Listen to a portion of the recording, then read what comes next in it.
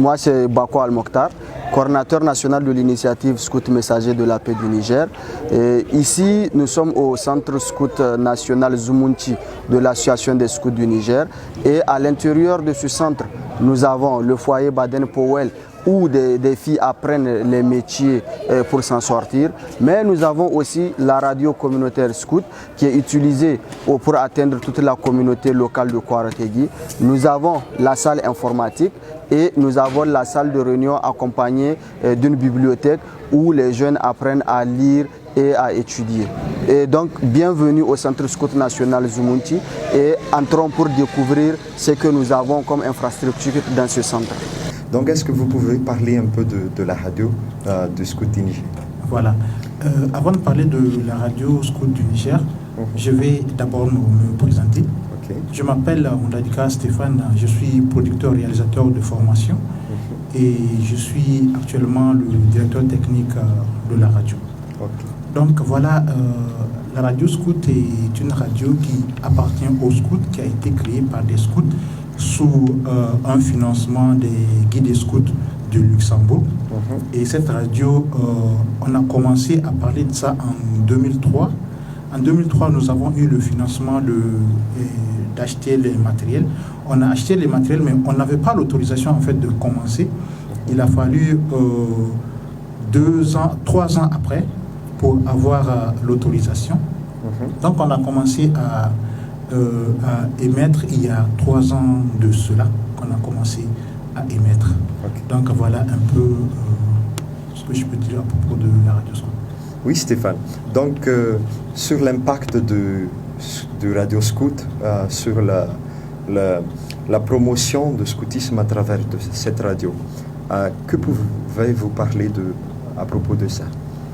D'abord, concernant le scoutisme, cette radio a été créée pour la population de Kouarategui, en partie, et aussi pour la promotion du scoutisme du Niger. Maintenant, au début, on a eu l'autorisation que d'avoir un émetteur de 100 watts. Mais bon, on a vu qu'on veut aller plus loin. Donc on a acheté un émetteur de 300 watts. C'est ce qui nous donne la possibilité d'aller au-delà de Niamey. Donc on profite de cette grande portée de la radio pour faire passer tout ce qui est information concernant le scoutisme. Ici, à la radio Scout, nous avons un plage pour les scouts qu'on a appelé le monde du scoutisme. Et ça se tient 2 fois chaque semaine. Il y a des fois, on invite des gens qui viennent soit de la région, soit des groupes, soit de l'équipe nationale, qui viennent pour parler du scoutisme.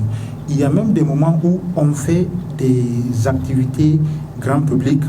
Ça veut dire d'inviter la population de Kouarategui à venir ici dans notre cours et parler du scoutisme. Vous voyez, voilà un peu ce qu'on fait ici à la radio. Et quel est l'impact de cette radio pour la population locale en ce moment? D'abord, je vais parler de l'impact sur la population concernant le scoutisme. Vous voyez, on est dans un quartier qui abrite beaucoup de démunis. Et c'est des gens qui étaient, excusez-moi du terme, comme s'ils étaient un peu barbares. Il est difficile de les voir se réunir et sans voir qu'il naît une bagarre qui se déclenche. Ici, à notre arrivée, on a mis le scoutisme en avant. On a créé des groupes. Ici, au sein de la population de Kouarategui, on va chaque fois pour les sensibiliser. On leur parle du scoutisme. On a pris des gens parmi eux qui sont venus ici à la radio. On les a formés sur le scoutisme.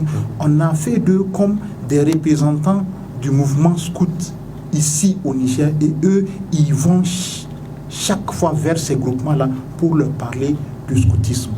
Aujourd'hui, ici à Kouarategui, si vous prenez 5 jeunes, il est fort possible que parmi ces 5 jeunes-là, vous ayez 3 qui sont scouts.